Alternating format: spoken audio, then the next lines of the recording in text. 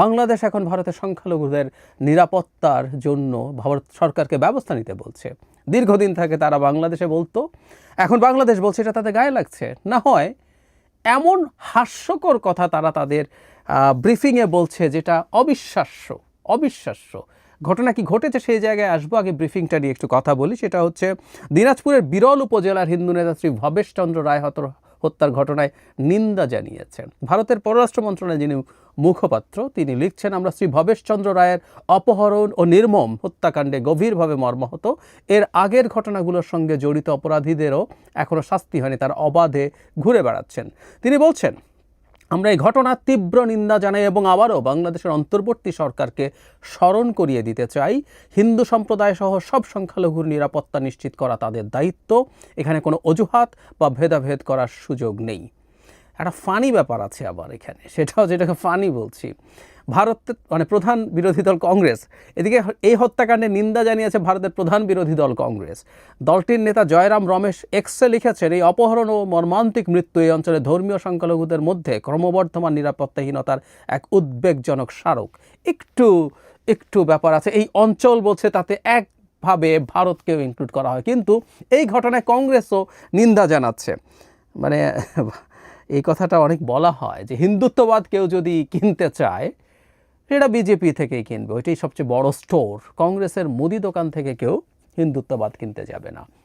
কিন্তু দেশে দেশে এই ঘটনা ঘটে। আইডেন্টিটি পলিটিক্স যে দেশগুলোতে মাথাচাড়া দেয়, কেউ কিছুটা সফট আইডেন্টিটি পলিটিক্স করার চেষ্টা করে। যেমন ভারতে হিন্দুত্ববাদের উত্থান হচ্ছে, সো কংগ্রেসকেও কিছুটা হিন্দুত্ববাদী ভাব দেখাতে হয়। দ্যাট ইজ দ্য রিস্ক, কিন্তু এতে লাভ হয় না, কিন্তু তারা এই ভুল পথে হাঁটছে। আসলে ঘটনা কি হয়েছে,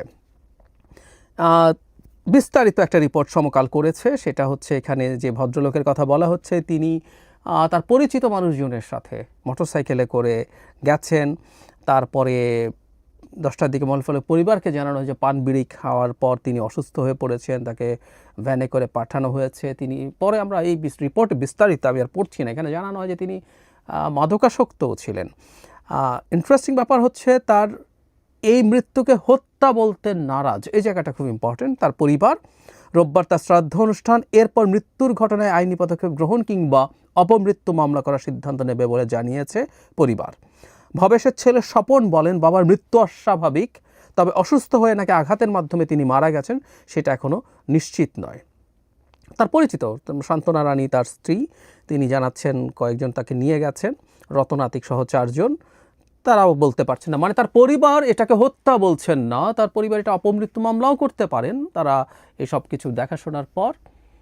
এই হচ্ছে ঘটনা। আচ্ছা, আর আমি একটু সরিয়ে রাখি, ধরে নিলাম আলোচনার খাতিরে, তর্কের খাতিরে ভবেশ হত্যাকাণ্ডের শিকার হয়েছেন, তর্কের খাতিরে ধরে নিলাম। এখন বাংলাদেশে তো হত্যা হচ্ছে, এটা মুসলিম, বৌদ্ধ, খ্রিস্টান, হিন্দু সবাই হত্যাকাণ্ডের শিকার হন। খুব সহজ একটা পরিসংখ্যান হচ্ছে, এদেশে অ্যারাউন্ড 10% মানুষ যেহেতু হিন্দু, এই দেশে হত্যাকাণ্ডেরও 10% মানুষ হিন্দু হতে পারে। খুব সহজ অঙ্ক, জটিলতার কিছু নাই।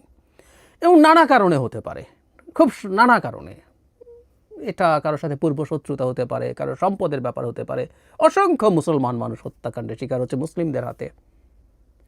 এটাকে সাম্প্রদায়িক রং চড়ানো হলো। ভারত এখন প্রতিটা হিন্দুর হত্যা নিয়ে এই কাজ করবে কিনা আসলে জানি না। একটা দেশ কতটা স্টুপিড হয়ে উঠতে পারে ভারতের সাম্প্রতিক আচরণ দেখে বলছি। এই জন্য বলছি, বাংলাদেশেও এখন ভারতের কোথায় কোথায় কোন মুসলিম হত্যাকাণ্ডের শিকার হয়েছে সেগুলো ধরে ধরে স্টেটমেন্ট দেওয়া দরকার, যে ভারত এই যে দেখো মুসলমান হত্যা করেছে, এটার ব্যাপারে ভারত কোনো ব্যবস্থা নিচ্ছে না, ভারতকে সতর্ক বার্তা দিতে হবে। এই করব আমরা, এই শুরু হবে এখন। অবশ্য ভারতে বিজেপি সরকার থাকলে, আর এখন কংগ্রেসও তার পেছনে পেছনে হাঁটা দিয়েছে, যদি তারা থাকে তাহলে তো মনে তাই করার কথা, তাই করা উচিত হবে। তারা আস্তে আস্তে তো সেদিকেই নিয়ে যাচ্ছেন সব কিছুকে। একটা দেশে কখনো কখনো কোনো কারণে, যেমন বাংলাদেশ সরকার ভারতের কোন বিষয়কে ইন্ডিকেট করেছে, যেখানে টার্গেটেডভাবে একটা রায়টের পরিস্থিতি তৈরি হয়েছে, যেখানে মুসলিম হওয়ার কারণে, কারণ ওখানে ওয়াকফ আইন নিয়ে ফাইট করছে মুসলিমরা, সেখানে সেটাকে কেন্দ্র করে মুসলিম হওয়ার কারণে তাদের উপর আক্রমণ হয়েছে, একটা কমিউনাল ভায়োলেন্স হয়েছে। এর আগে যখন সিটিজেনশিপ অ্যামেন্ডমেন্ট অ্যাক্ট হয়েছিল, তখনও দিল্লিতে যে দাঙ্গার মতো পরিস্থিতি হয়েছিল, বহু মুসলিম হত্যাকাণ্ডের শিকার হয়েছে, সেখানেও তারা হত্যাকাণ্ডের শিকার হয়েছিল শুধুমাত্র মুসলিম বলে। এগুলো প্রত্যেকটা জেনোসাইডাল এলিমেন্ট, সেটা একটা জিনিস। আর একজন মুসলিম খুন হচ্ছে না ভারতে? হচ্ছে। হিন্দুদের হাতেও খুন হচ্ছে। সবগুলো নিয়ে একই রকম আলাপ হচ্ছে? কিন্তু না, আলাপ তখন হয় যখন একজন মুসলিম তার বাড়িতে গরুর মাংস রাখার জন্য হত্যাকাণ্ডের শিকার হন, সেগুলো নিয়ে প্রশ্ন আছে। কিন্তু সব মুসলিমের হত্যাকাণ্ড নিয়েই কি বাংলাদেশ বা আর সব দেশ একইভাবে অ্যালার্মিং দেবে? দেয় না। বাংলাদেশে একজন হিন্দু হত্যাকাণ্ডেরও শিকার হতে পারেন, তিনি একটা পূজা কমিটির নেতাও হতে পারেন, উনি সেই জন্য তো হত্যাকাণ্ডের শিকার হন নাই, এমনকি তার পরিবার হত্যাকাণ্ড বলছেনও না, অথচ ভারত দাঁড়িয়ে গেছে। আমরা আসলে বুঝতে পারি ভারত আসলে সরকারের উপরে এই চাপগুলো ক্রমাগত দিয়ে যাবে, কারণ তাদের গায়ে আগুন ধরে গেছে বাংলাদেশ সরকার কেন তাদের সংখ্যালঘুদের ব্যাপারে মন্তব্য করলো।